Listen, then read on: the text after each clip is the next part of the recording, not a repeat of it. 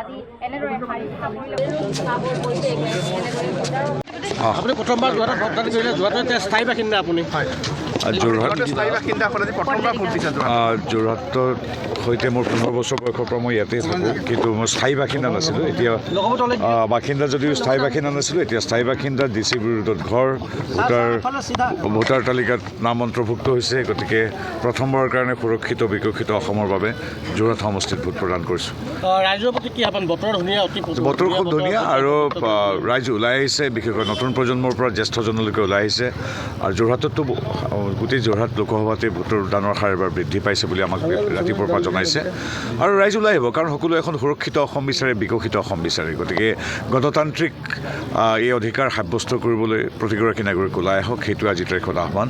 নিজৰ ৰাষ্ট্ৰ নিৰ্মাণৰ বাবে, ৰাজ্যখন আৰু আগুৱাই নিবৰ বাবে আমি ভোটদান কৰিবই লাগিব আৰু গণতান্ত্ৰিক অধিকাৰ সাব্যস্ত কৰিবই লাগিব। আজি দিনটোৰ পৰিক্ৰমা কি হ'ব আপোনাৰ? দিনটোৰ পৰিক্ৰমা আজি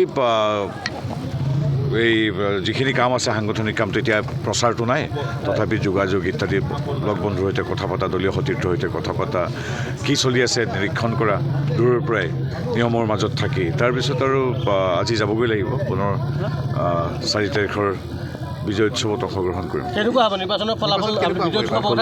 4 তাৰিখে বিজয় উৎসৱত অংশগ্ৰহণ কৰিম। মই এতিয়া ৰাজনৈতিক কোনো কথা নকওঁ, ৰাজনৈতিক কথা ক'ব নাপায় আজিৰ তাৰিখত, কাৰণ কি সকলো মানুহ ওলাই আহিছে। আৰু মই ভাবোঁ যিখিনি হ'ল বিগত 5 বছৰ দেখি আহিছে, গতিকে এতিয়া কোনো ৰাজনৈতিক ভাষ্যৰ কোনো প্ৰয়োজন নাই। সচেতন নাগৰিকসকল ওলাই আহিব।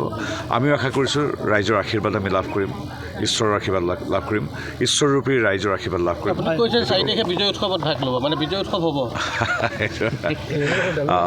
হয়, গণতন্ত্ৰৰ বিজয় হ'ব, আমাৰ বিজয় হ'ব। ভোট কেন্দ্ৰৰ যিহেতু বাহিৰত আছে, আমি ৰাজনৈতিক কথা নহয়, এটা কথা আপোনাৰ পৰা জানিব বিচাৰিছোঁ। কালি যোৰহাটত এটা পৰিৱেশ হৈছিলে, কংগ্ৰেছৰ এগৰাকী নেতা ইতিমধ্যে তেওঁৰ মৃত্যু হৈছে, কিন্তু বিষয়টো এনেকুৱা ধৰণৰ হৈছিলে যে কংগ্ৰেছৰ নেতা ৰাজনৈতিক বুলি ভবা হৈছিলে, কিন্তু কালি আৰক্ষীয়ে এটা কথা স্পষ্ট কৰিছে যে এয়া পৰকীয়া প্ৰেমৰ বাবে হৈছে, কিন্তু বিষয়টো তেনেকুৱা ধৰণৰ হৈছিলে, ৰাইজৰ মনত বিভ্ৰান্তি থাকিব পাৰে, কি ক'ব?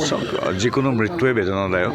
এজন মানুহ আমাৰ মাজৰ পৰা হেৰাই গৈছে, এইটো কোনো ধৰণৰ কথা নাই, কিন্তু সেই মৃত্যুকো যদি কোনোবাই ৰাজনীতি কৰিবলৈ লয়, তাতকৈ বেদনাদায়ক কি কথা থাকিব পাৰে? তেনেধৰণৰ মানুহে নিবিচৰা তেনেধৰণৰ মৃত্যু সকলোকে জোকাৰি যায়।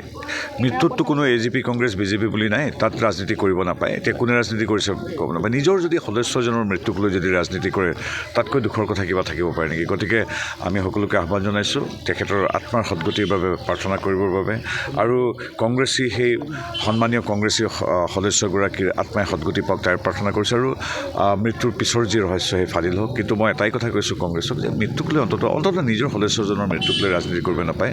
তেখেতৰ আত্মাই শান্তি লাভ কৰক। আমি এগৰাকী অসমীয়া হিচাপে, ভাৰতীয় হিচাপে ঈশ্বৰৰ ওচৰত সেইটোৱে প্ৰাৰ্থনা কৰিছোঁ। নিশ্চয়কৈ ধন্যবাদ।